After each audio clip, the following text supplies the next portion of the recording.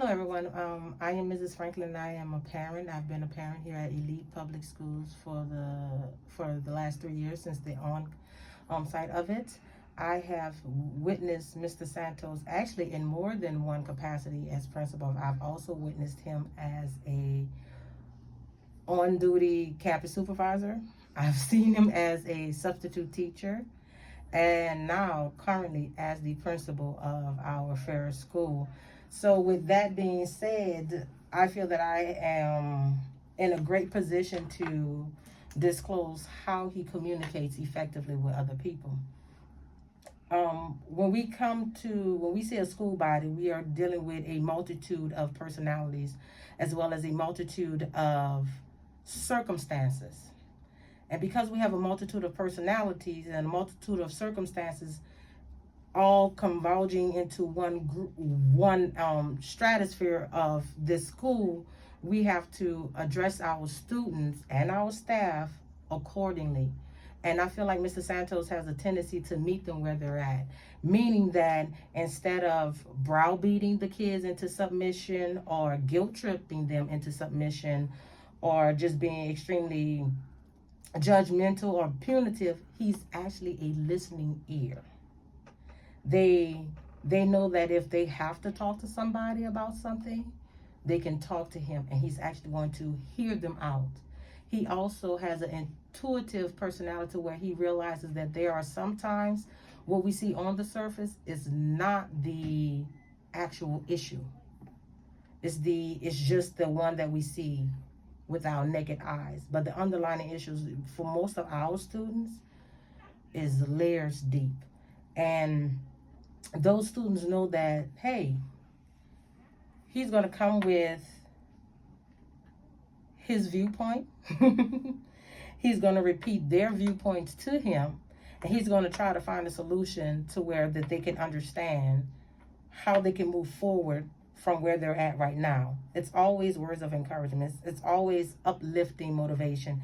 It's always that it's okay how you feel, but it's what you do with your actions based upon how you feel.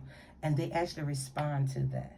Now, as a parent, I've had issues in the past with my son being bullied. And so to be able to feel that someone is listening and is actually going to take a situation seriously, that's serious to me, it is refreshing. I have never been brushed off. I'm not saying that is because I'm one of those over-involved active parents, but I have never seen any parent brushed off. I've never seen him be like, okay, you're coming for a meeting, even when they just miraculously show up. He devotes time. And that speaks volumes when somebody is devoting time. When somebody is checking in and checking back and making sure. It's like dotting your I's and crossing your T's when it comes down to circumstances. It's not just for the legality of it. It's to actually let you know that, hey, I'm here for you. My job is not to get accolades for myself, but my job is to actually be there, your voice, your support system. And he does that. You cannot find that in many places, especially at this time where you have multiple people pulling out their hairs. No pun intended, Mr. Santos. But you have multiple people pulling out their hairs because of the stress, because there is all of a sudden a teacher shortage. I've even seen this young man be a substitute teacher in a class. He's the principal, and he has no problem going back into the classroom and working with the kids if there's a shortage of staff. It's not like, okay, hey, we're just going to divide them up and put that much pressure on another teacher. Like, no, I'm going to hit the ground running. I'm going to be there for you. That is a phenomenon that needs to be broadcast.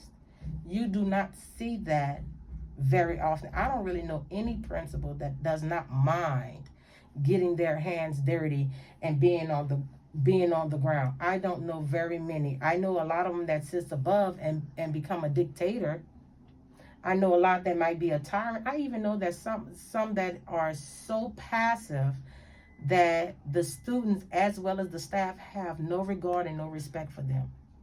I even know that there are some who people don't even know that they're the principal of their school. Here, we can't say that.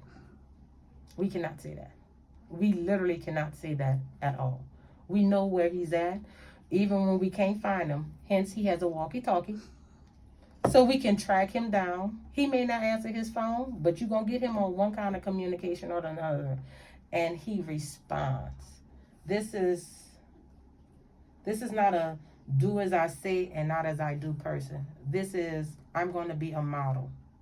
If I want you to have a level of respect, I'm going to teach you how to communicate not only effectively, but respectfully.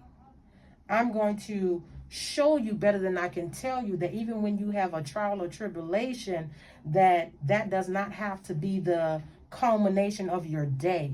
That you can still revert that focus and revert that energy into something positive that will help you the next day and the day after that and the day after that.